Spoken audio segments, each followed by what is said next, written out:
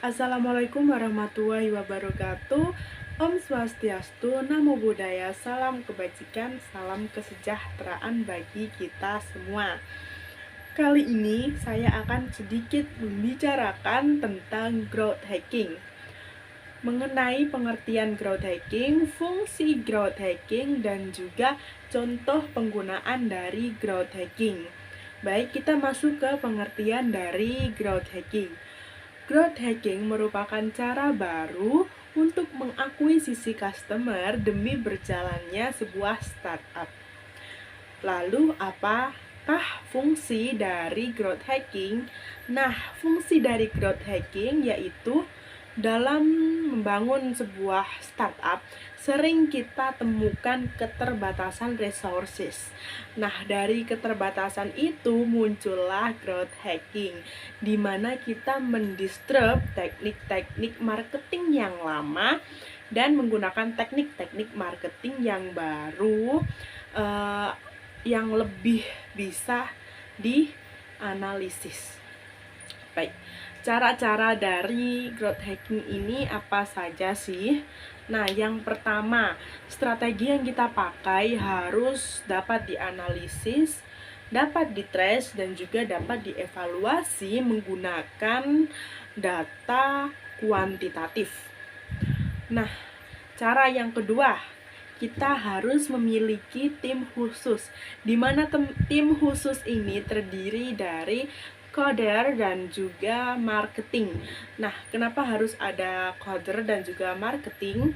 Kalau kita hanya memiliki coder saja, kita belum tentu coder itu memiliki skill untuk memarketing produk-produk dari startup kita. Nah, kalau kita hanya memiliki marketing saja, para marketing ini hanya jago menjualkan produk, tapi untuk menjual produk sendiri kita memerlukan tampilan iklan yang menarik customer, untuk bagaimana sih cara mereka tertarik banget dengan produk yang kita buat. Kemudian yang ketiga, sering bereksperimen. Nah, bisa eksperimen itu meningkatkan codingan kita atau dengan cara mengevaluasi penampilan email kita.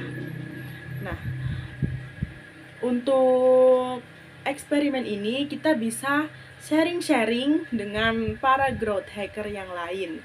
Jadi kita saling bertukar inspirasi, saling menemukan inspirasi, saling bertukar inspirasi, dan kita dari ketemunya inspirasi dan inspirasi kita bisa mendapatkan ide yang brilian dan juga cemerlang. Baik, kita masuk ke contoh dari growth hacking.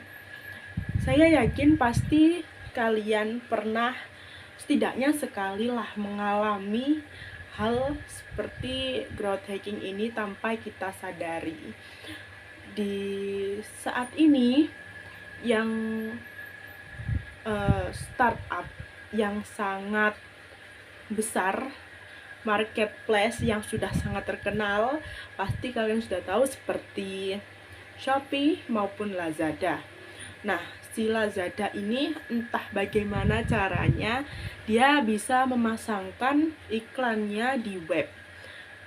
Kalian pasti pernah membuka web dan kita tidak sengaja membuka iklan, padahal iklan tersebut bukan iklan dari Lazada, namun pada saat kita tidak sengaja mengeklik iklan tersebut, otomatis iklan tersebut membawa kita ke web Lazada, padahal kita tidak membawa, padahal iklan yang ditampilkan bukan iklan dari Lazada.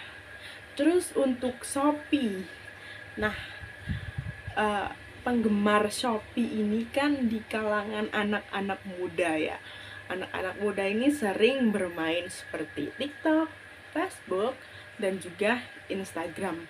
Terkadang saat kita membuka aplikasi-aplikasi tersebut, secara otomatis terkadang iklan Shopee itu keluar di halaman beranda kita.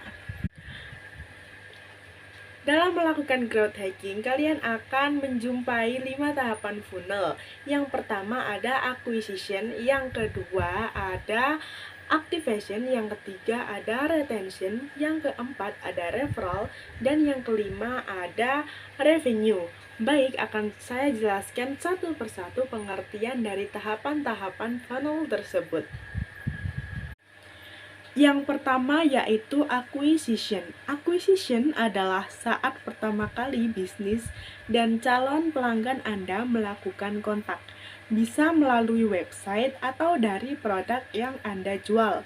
Tahap ini sangatlah penting sebab Anda bisa mengetahui apakah calon pelanggan tertarik lebih jauh ke bisnis Anda. Maka dari itu, agar tahap ini optimal, Anda harus menjangkau banyak calon pembeli alias memperluas brand awareness Anda. Bagaimana caranya? Alih-alih promosi di berbagai platform, sebaiknya Anda promosi di tempat yang memang ramai dengan calon konsumen. 2. Activation. Activation merupakan langkah kedua pada growth hacking yang ditandai dengan pelanggan yang mulai menggunakan produk atau layanan Anda. Jadi, jika acquisition adalah proses menarik calon pelanggan, activation ini adalah proses menjadikan mereka menjadi pelanggan untuk pertama kali. Nah, banyaknya jumlah konsumen yang menjadi pelanggan ini disebut dengan conversion rate dan merupakan tahap yang agak tricky sebab walaupun Anda sudah promosi di tempat yang tepat, banyak calon konsumen yang masih ragu terhadap startup baru. Berikut ini saya berikan strategi yang bisa Anda coba. Pasang CTA yang baik di website atau blog Anda, mulai dari tulis dengan kalimat perintah, menyebutkan manfaat di CTA hingga tempatkan di posisi yang tepat. 2. Manfaatkan pop-up. Pop-up adalah form yang muncul saat pengunjung menjelajah website Anda. Untuk panduan cara membuatnya, Anda bisa cek artikel cara membuat pop-up di WordPress. Yang ketiga, permudah pengunjung menghubungi Anda. Pastinya pengunjung akan bertanya dan mengkonfirmasi banyak hal kepada Anda sebelum melakukan pembelian. Maka dari itu, permudah mereka untuk melakukannya. Caranya dengan memasang live di website, mencantumkan alamat email atau nomor telepon, dan menyediakan form pertanyaan. Kita masuk ke tahapan yang ketiga yaitu retention. Setelah berhasil mendapatkan pelanggan pada tahap activation, saatnya menjadikan mereka sebagai pelanggan tetap di tahap retention. Maka dari itu, Anda harus mencoba memastikan bahwa pelanggan tak hanya menggunakan produk atau layanan sekali saja, namun berkali-kali di waktu mendatang. Bagaimana caranya? Berikut ini strategi untuk mengoptimalkan retention yang bisa Anda coba. Yang pertama ada berikan promosi terbatas di pembelian selanjutnya, misalnya diskon tambahan, gratis ongkir, ataupun bonus barang. 2. Buat pelanggan Anda merasa spesial, mulai dari mengirim email ucapan terima kasih setelah membeli produk, memberikan voucher khusus saat pelanggan ulang tahun, hingga menjalankan kampanye UGC sebagai bentuk apresiasi karya pelanggan. Yang ketiga, kirimkan newsletter.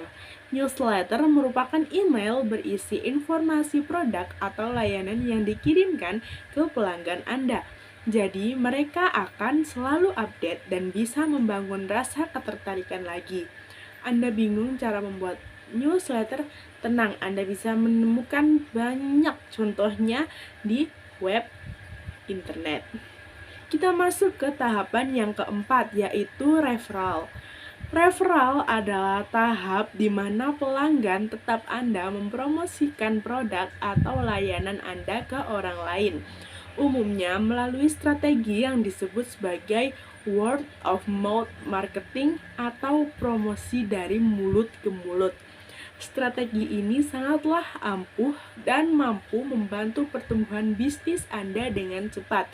Nah, untuk mendorong pelanggan tetap Anda melakukan promosi ke orang lain, Anda berikan bonus setiap mereka berhasil mengajak orang lain.